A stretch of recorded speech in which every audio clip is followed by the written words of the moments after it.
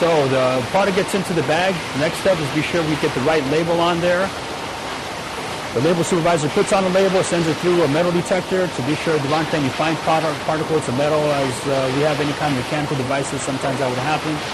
If there's any metal, the product gets kicked down, the alarm would sound. Then it gets placed properly in rows of 3 by 4.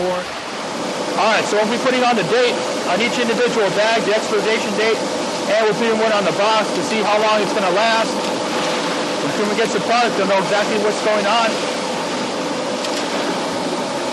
Then the box is going to get taped, sealed,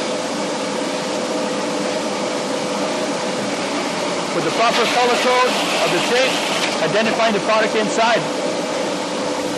So we have a finished product. All the process took to make this box of chips. We're going to palletize them, identify where they're going to go, put them in the right rotation along with the other product that's ready to go, and then we'll be sure it gets to the right customer at the right time, right place.